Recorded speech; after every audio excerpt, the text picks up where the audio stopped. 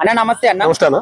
So recent గా ఒక 2 hours back Kodali Nani గారు ప్రెస్ మీట్ పెట్టారనమాట, మీడియాతో మాట్లాడారు.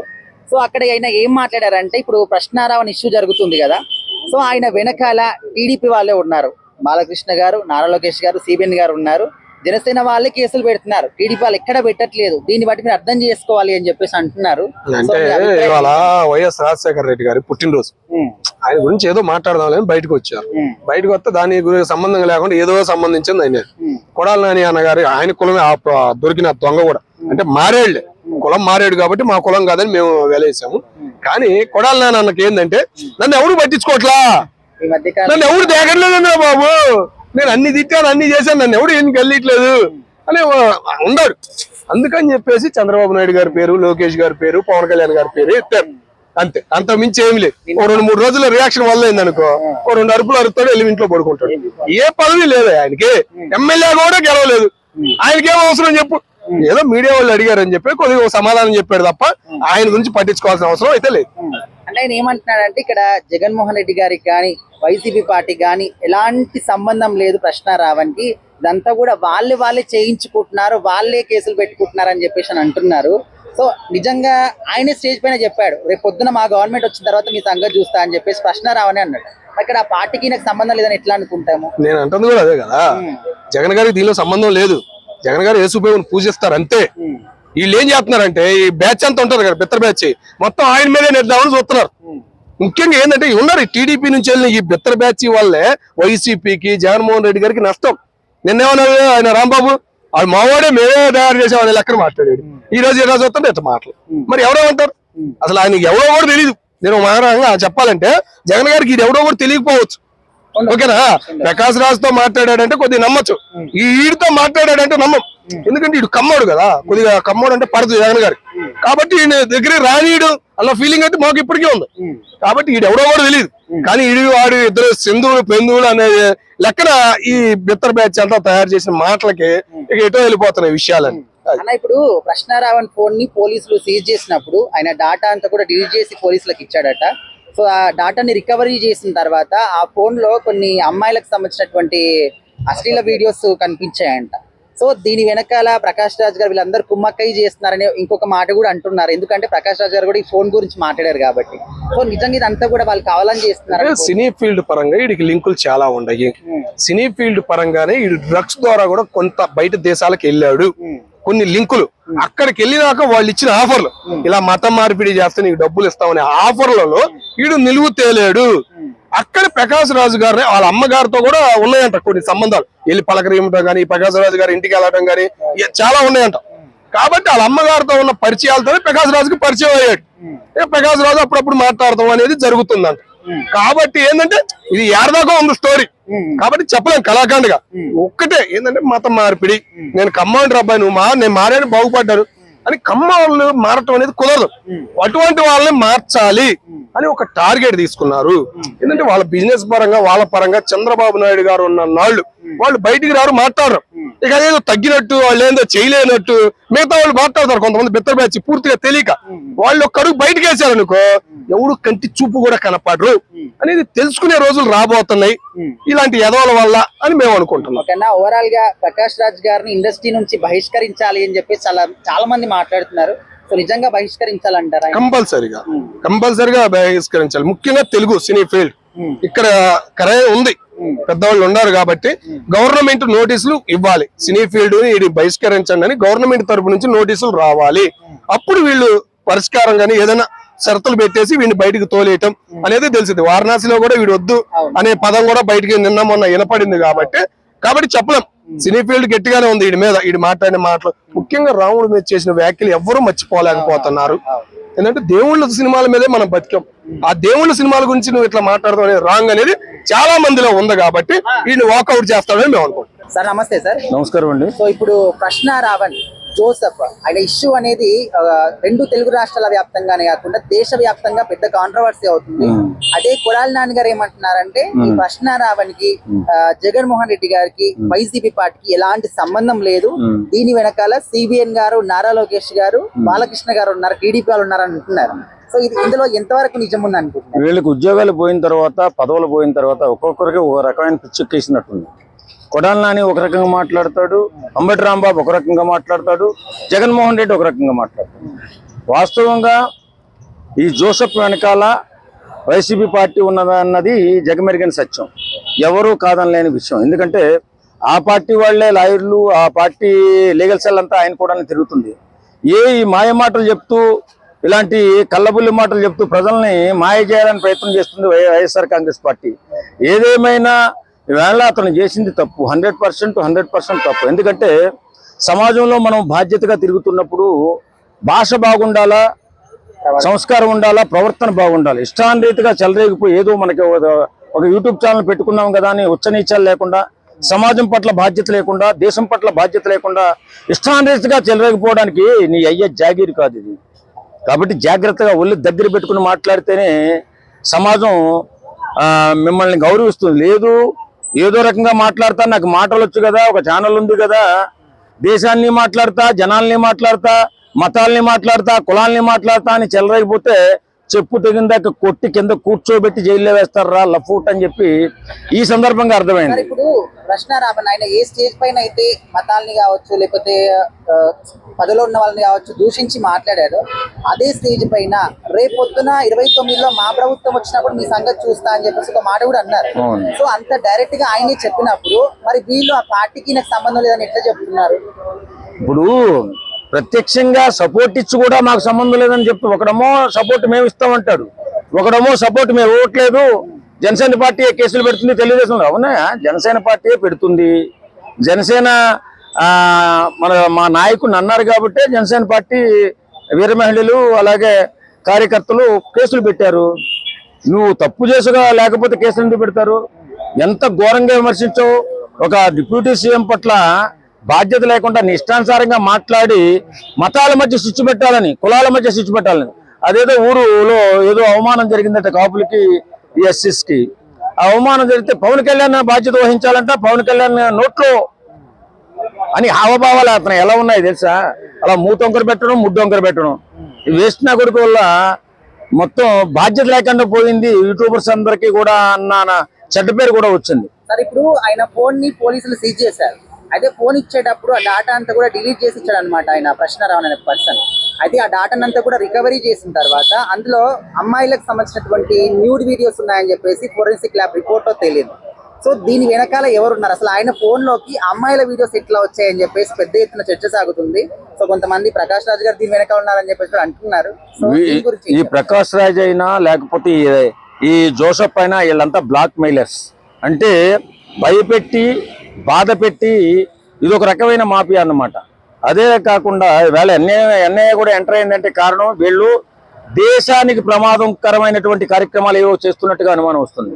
ఎందుకంటే ఆ ఫోన్లో ఉన్నటువంటి డేటా డిలీట్ కొట్టిన తర్వాత, ఆ డేటా రికవర్ అయిన తర్వాత పోలీసు వారు విస్తుపోయేటటువంటి నిజాలు అందులో చాలా ఉన్నాయని చెప్పి తెలుస్తుంది. ఉగ్రవాదులకి సపోర్ట్ చేస్తున్నట్టుగా, అలాగే చాలా మంది అమ్మాయిలను బ్లాక్మెయిల్ చేస్తున్నట్టుగా, ఇష్టాన్రీతిగా ఎలా పడితే అలా మాట్లాడుతున్న వీడియోలు ఎన్నో రకాలైనటువంటి వీడియోలు అందులో ఫోన్లో దొరికినట్టున్నాయి. ఎన్ఐఏ కూడా ఎంటర్ అయిందంటే సామాన్యంగా ఎన్ఐఏ ఎంటర్ అవ్వదు. ఎందుకంటే అది దేశ భద్రతకు ముప్పు వాటిల్లినప్పుడు మాత్రమే ఎన్ఐఏ అనేది వచ్చి ఎంటర్ అవుతుంది. వచ్చి దేశానికి ఏ రకమైనటువంటి ముప్పు వాటిల్లే అవకాశం ఉందో ఖచ్చితంగా తెలుసుకుని వీనికి ఇచ్చే బహుమతి వీరికి ఖచ్చితంగా ఇస్తారు. ఇలాంటి బాధ్యత లేనటువంటి వ్యక్తులు సమాజంలో చీడపురుగులుగా మారిపోయినటువంటి ప్రకాష్ రాజ్ కానీ, లేకపోతే ఈ ప్రశ్న జోసెఫ్ కానీ, తులసి చంద్ కానీ, అలాగే ప్రకాష్ రాజు కానీ, వీళ్ళు ఎవరైనా సరే బాధ్యతగా సమాజం పట్ల బాధ్యతతో మెలిగే విధంగా ప్రభుత్వాలు వీళ్ళని బుద్ధి చెప్పాలా. అలాగే పోలీస్ డిపార్ట్మెంట్ కూడా బుద్ధి చెప్పాలా.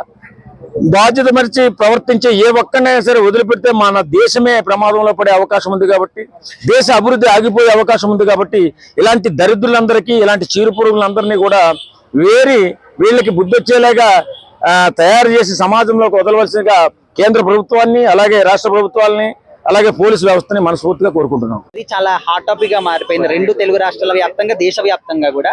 సో రీసెంట్ గా కొడాలి నాని గారు మీడియాతో మాట్లాడుతున్నప్పుడు అసలు కృష్ణారావన్ అనే వ్యక్తి టీడీపీ కోసం పనిచేస్తాడు, మీరు కేసులు గమనిస్తే జనసేన వాళ్ళు పెట్టారు తప్ప టీడీపీ వాళ్ళు పెట్టలేదు, బాలకృష్ణకి, నారా లోకేష్ కి, సిబిఎన్ కి పనిచేస్తాడు అని చెప్పేసి ఒక మాట అన్నారు. అంటే ఈ రకంగా ఆయన ఎందుకు ప్లేట్ ని ఫిరాయిస్తున్నాడు? కొడాలి నాని గారు మీరు ఎప్పుడో చంద్రబాబు నాయుడు తిడతాకో సంథింగ్ టీడీపీని తిడతాకో ఏదో ఎప్పుడన్నా జనసేన అనేది ఏదైనా ఒక పాయింట్ మాట్లాడతారు అంతే, మిగతా విషయాల్లో మాట్లాడరు. ఏది ఏమైనా ఈ సబ్జెక్ట్ విషయంలో నీకెందుకు నేను అడుగుతున్నాను, నువ్వెందుకు ఎంటర్ అయ్యావు?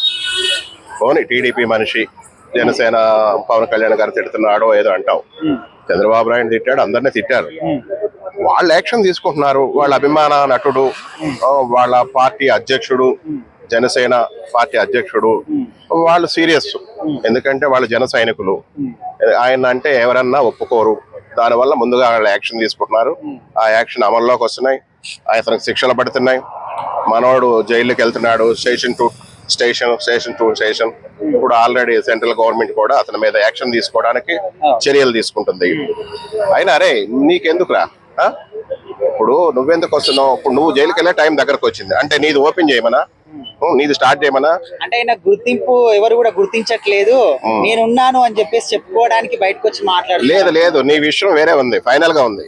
నీ జడ్జిమెంట్ నువ్వు నారా చంద్రబాబు నాయుడు గారు రాష్ట్ర ముఖ్యమంత్రిని చాలా దారుణంగా, చాలా నీచాతి నికృష్టంగా, చాలా ఎలాంటి పదాలు వాడేవరా వాళ్ళ ఆయన్ని పట్టుకుని ఒక ముఖ్యమంత్రిని, ఆ రోజుల్లో పోనీ ఎక్స్ ముఖ్యమంత్రి అనుకో, ఈ మధ్యన కూడా నువ్వు మాట్లాడావు.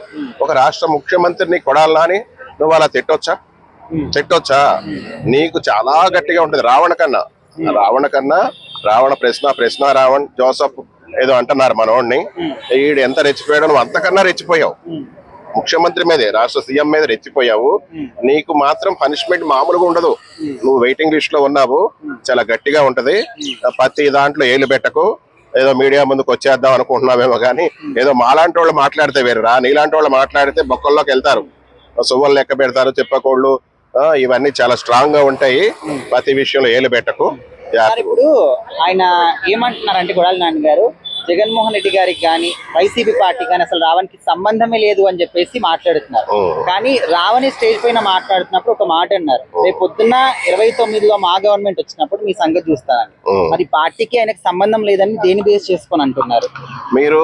అరే కొడాలా నువ్వే కాదు, అంబటి రాంబాబు గారు వీళ్ళందరూ మాకు సంబంధం లేదంటున్నారు ఇప్పుడు. ఎందుకంటే వాడికి పెద్ద పెద్ద శిక్షలు పడే పొజిషన్ వెళ్ళిపోయింది. నెక్స్ట్ మీ అందరికి కూడా శిక్షలు పడే పొజిషన్ వచ్చింది. వీటి నుంచి తప్పించుకోవడం కోసం వాడు మాకు సంబంధం లేదంటాడు. అర్థమైందా? మీరేంటంటే ప్లేట్లు ఫిరాయించేస్తారు. అదే మీకు మంచిగా, మీకు ఫేవర్ గా, మీకు అన్ని ఉన్నాయనుకో, వాళ్ళు మా వాళ్ళే అన్నట్టు ఉంటారు.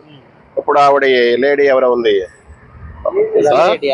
శ్రీరెడ్డి కాదు, వాళ్ళ మదర్, ఒక ఆమె చనిపోయింది చంద్రబాబు టీడీపీ హయాంలో, పీతి వాళ్ళ మమ్మీ. పీతి వాళ్ళ మమ్మీకి కూడా చెప్తున్నా, అమ్మ ఆ రోజుల్లో నిన్ను టీడీపీ గవర్నమెంట్ అప్పుడు కూడా నీకు సపోర్ట్ చేయలేదు, వైఎస్ఆర్సీపీ గవర్నమెంట్ అప్పుడు కూడా నీకు సపోర్ట్ చేయలేదు. అట్లాంటి టైంలో కూడా పవన్ కళ్యాణ్ గారు నీకు సపోర్ట్ చేశాడు, ఆర్థికంగా కూడా సపోర్ట్ చేశాడు. అట్లాంటిది ఇవాళ నువ్వు ఆయన మీద కేసులు పెడతానికి జడా శ్రావణ తీసుకుని తయారైపోయావు. అవి మంచి లక్షణాలు కాదు, మంచి పద్ధతులు కాదు. మీరేంటంటే ఆర్థికంగా మీకు ఎవరు సపోర్ట్ చేస్తారో వాళ్ళకి అమ్ముడు పోయి ఒక నిజమైన నాయకుడి మీద కేసులు పెడతా తయారవుతున్నావు. నిజంగా నీ గుండెల మీద ప్రమాణ స్వీకారం చేసి మాట్లాడు. ఒకప్పుడు నీకు ఢిల్లీకి తీసుకెళ్ళింది ఎవరు, నీ గురించి మాట్లాడిచ్చింది ఎవరు? ఇవన్నీ గుర్తుపెట్టుకో. అట్లాంటి కేసులు, అట్లాంటి వ్యవహారాలు పెట్టకు. కావాలని ఒక్కటి గుర్తుపెట్టుకో, నీ గుండెల మీద చేసుకుని ఇవాళ పెర్ఫెక్ట్ గా ప్రజలకి మంచి చేస్తున్న నాయకుడు ఎవరంటే ఒకే ఒక్కడు, 2 రాష్ట్రాలే కాదు భారతదేశంలో కూడా పవన్ కళ్యాణ్ గారే. అట్లాంటి నాయకుడి మీద నీ కేసు పెడతాకి మనసు ఎట్లా వచ్చింది? నీకు తెలీదమ్మా? తెల్లారు లెగిస్తే ఆయన ఎన్ని కార్యక్రమాలు చేస్తున్నాడు, ఆయన మీద కేసు పెడతావా? ఇప్పుడు అంటే నువ్వు దానికి అర్థం ఏంటి? మొన్నటి దాకా ఆయన గురించి మాట్లాడిన వీడియోలు కూడా ఉన్నాయి. ఆయనని ఎవరు సపోర్ట్ చేయనా నీకు ఆయన సపోర్ట్ చేశాడు. గుర్తుపెట్టుకుని ఇవన్నీ విరమించుకుని మంచి ఆలోచనతో బతికే విధంగా చూసుకోండి. ఏది పార్టీకి అమ్ముడు పోకండి అమ్మా. మీరు ముఖ్యంగా చెప్తున్నా, మిమ్మల్ని ఆ రోజు ఎవరు పట్టించుకోకపోయినా పవన్ కళ్యాణ్ గారు పట్టించుకుని మీ కోసం, న్యాయం కోసం పోరాడాడు మీ తరఫున.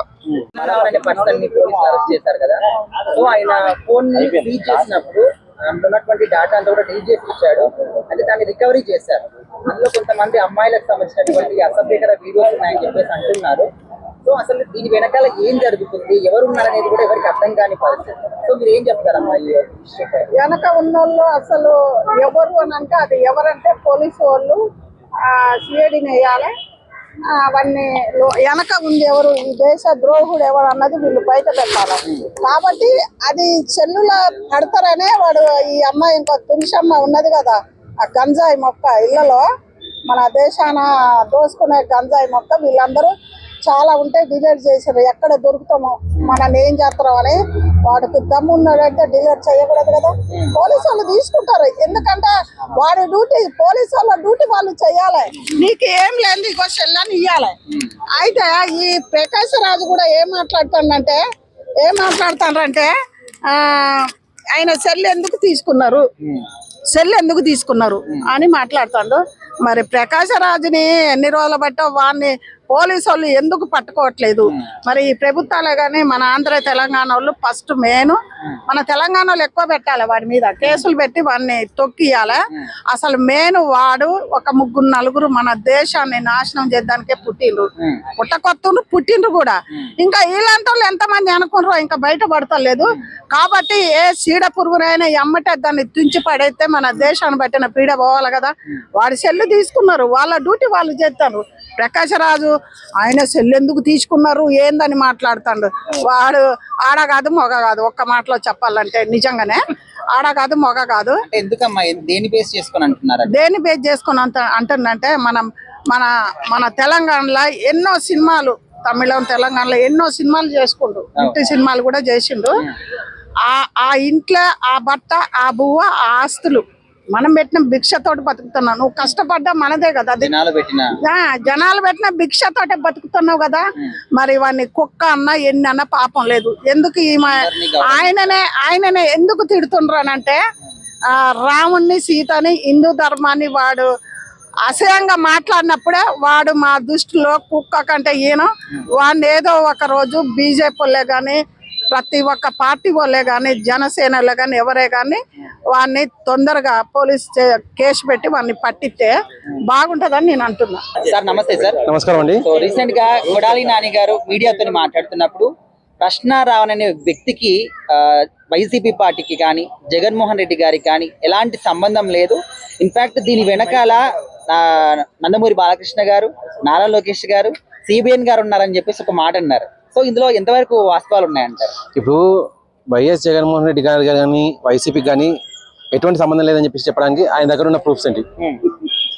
అంటే ఇక్కడ కేసులు పెట్టినా కూడా జనసేన వాళ్ళే పెడుతున్నారు, టీడీపీ వాళ్ళు పెట్టట్లేదు, అందుకోసం లేదు. ఇప్పుడు సేమ్ అదే విధంగా ఇప్పుడు నారా చంద్రబాబు నాయుడు గారు కానీ, లోకేష్ గారు కానీ, లేదంటే పవన్ కళ్యాణ్ గారు కానివ్వండి, వీళ్ళు ఎవరైనా ప్రత్యక్షంగా వచ్చి కేసులు పెట్టారా?